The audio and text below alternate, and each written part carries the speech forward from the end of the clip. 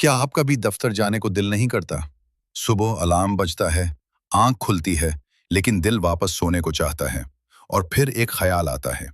फिर वही दफ्तर, वही काम, वही रूटीन। अक्सर लोग इसे सुस्ती कह देते हैं, लेकिन सच ये है, ये सुस्ती नहीं होती। ये इस बात का इशारा होती है कि आपका दिल काम से नहीं, तरीके से थक चुका है। हमारे मुआशरे में एक बड़ी गलती ये है कि हम समझते हैं दफ्तर का मतलब बस काम पूरा करना है। लेकिन इंसान मशीन नहीं होता।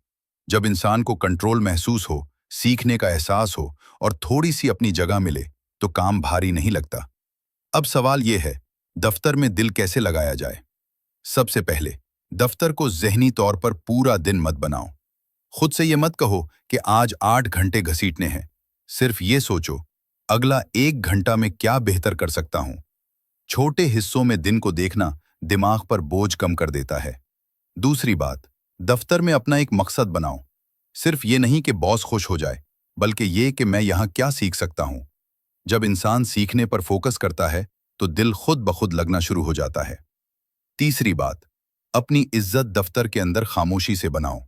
हर बात पर हाँ कहना छोड़ दो और हर बात पर खामोश रहना भी। जब आप अपनी हदें वाज़े रखते हो, तो दफ्तर कैद नहीं लगता, एक जगह लगता है। चौथी बात, दफ्तर के बाद अपनी जिंदगी जिंदा रखो। अगर आप काम के बाद भी सिर्फ काम ही सोचते रहो, तो दिल अगले दिन कैसे लगेगा? कोई एक चीज सिर्फ अपनी रखो, चाहे चलना हो, सीखना हो या खामोशी। और सबसे अहम बात, ये मान लो कि हर नौकरी हमेशा के लिए नहीं होती, लेकिन हर नौकरी कुछ सिखाने जरूर आती है।